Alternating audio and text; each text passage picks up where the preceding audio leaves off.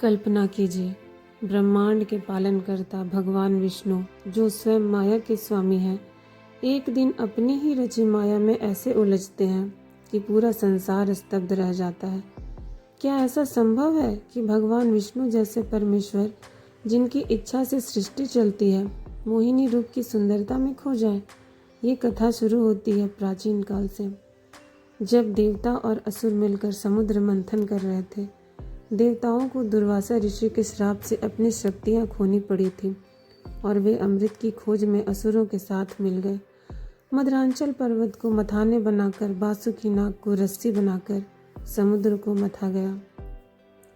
इस मंथन से पहले तो कई रत्न निकले: कामधेनु गाय, इरावत हाथी, उच्चैश्रवा अश्व, कौस्तुभमणि, पारिजात वृक्ष और फिर लक्ष्मी देवी। लक्ष्मी जी ने भगवान विष्णु को अपना पति चुना और विष्णु के गले में वरमाला डाली। लेकिन मंथन जारी रहा और अचानक कालकूट विष निकला, जो इतना भयानक था कि पूरा ब्रह्मांड जलने लगा। देवता और असुर डर गए और सबने भगवान की शरण ली। शिव ने दया करके उस विष को अपने कंठ में धारण किया, इसलिए उन्हें नीलकंठ कहा गया। विष की जलन से उनका कंठ नीला पड़ गया, लेकिन वे सुरक्षित रहे।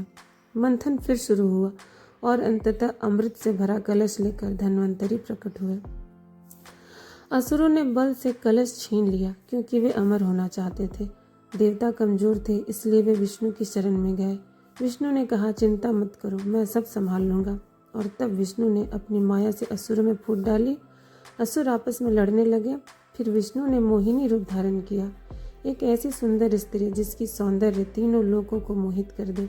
मोहिनी का रूप था श्याम वर्ण, कमल जैसी आंखें, मुस्कान ऐसी कि देवता भी भूल जाए, चाल ऐसी कि पृथ्वी थरथरा जाए। मोहिनी असुरों के पास गई और अपनी मधुर वाणी से बोली, हे असुरों, आप सब आपस में क्यों लड़ रहे हो? अमृत बांटने का काम मुझे सौंपो, मैं निष्पक्ष रहूंगी। असुर मोहिनी के सौंदर्य में इतने खो गए कि चुपचाप कलश सौंप दिया। मोहिनी ने देवताओं और असुरों को अलग अलग पंक्तियों में बैठाया। वह असुरों को अपनी बातों से मोहित कर दी और अमृत देवताओं को पिला दी जाती। असुर कुछ बोल ही नहीं पाते, क्योंकि मोहिनी की माया ने उन्हें बांध लिया था। लेकिन राहु नामक असुर ने चालाकी की। वह देवता का विष बनाकर देवताओं की पंक्ति में बैठ गया और अमृत पी लिया। सूर्य और चंद्रमा ने उसे पहचान लिया और विष्णु को बताया। विष्णु ने सुदर्शन चक्र से राहु का सिर काट दिया, लेकिन अमृत गले तक पहुंच चुका था, इसलिए सिर अमर हो गया और राहु केतु बने, जो ग्रहण का कारण है। इस प्रकार देवताओं का अमृत मिला और वे बलवान हो गए। असुर हार गए और युद्ध में देवताओं ने उन्हें पराजित किया। लेकिन मोहिनी लीला यहीं खत्म नहीं हुई। जब भगवान शिव ने सुना कि विष्णु ने इतना मनमोहक स्त्री रूप धारण किया था, तो उनकी जिज्ञासा जागी। शिव, जो स्वयं माया से परे हैं, लेकिन विष्णु की लीला देखना चाहते थे, वे पार्वती जी को साथ लेकर वैकुंठ पहुंचे।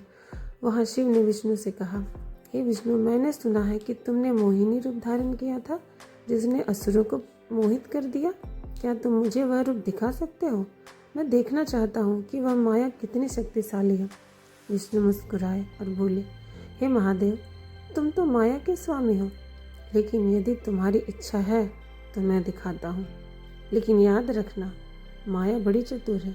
शिव ने हंसकर कहा, मैं तो कैलाश का निवासी हूँ, कामदेव को भस्म करने वाला। माया मुझ पर क्या प्रभाव डालेगी? विष्णु ने सहमति दी और अचानक मोहिनी रूप में प्रकट हो गए।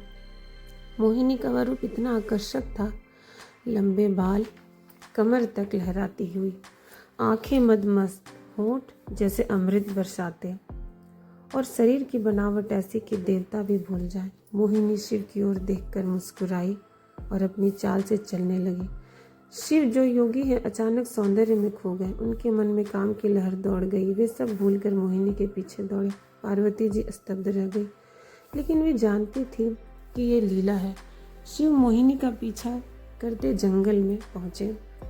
मोहिनी आगे आगे भागती, कभी रुककर हंसती, कभी फूल तोड़ती और शिव को ललचाती। मोहिनी गायब हो गई और विष्णु प्रकट हुए। शिव ने विष्णु को गले लगा लिया और बोले, हे विष्णु, तुम्हारी माया इतनी शक्तिशाली है कि मुझे भी मोहित कर दिया। लेकिन यह लीला मुझे सिखाती है कि माया से कोई नहीं बच सकता। अगर ईश्वर की इच्छा हो, तुम मेरे मित्र हो, तो यह लीला हमारी भक्ति को मजबूत करती है। विष्णु ने कहा, हे महादेव, तुम तो परमात्मा हो, लेकिन यह दिखाने के लिए था कि माया का प्रभाव कितना गहरा है।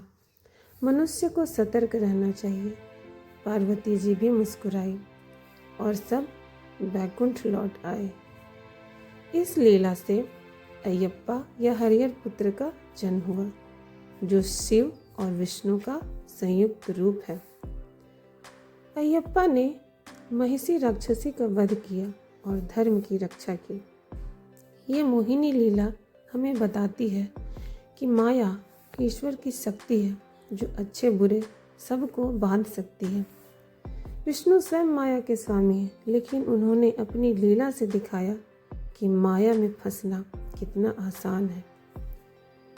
शिव जैसे योगी भी पल भर के लिए मोहित हो गए, लेकिन उनकी चेतना ने उन्हें मुक्त कर दिया। एक अन्य कथा में हम जानते हैं कि भस्मासुर नामक असुर को शिव से वरदान मिला कि वह जिसके सिर पर हाथ रखेगा वो भस्म हो जाएगा। भस्मासुर ने शिव पर ही हाथ रखना चाहा। शिव भागे। विष्णु ने मोहिनी रूप धारण किया।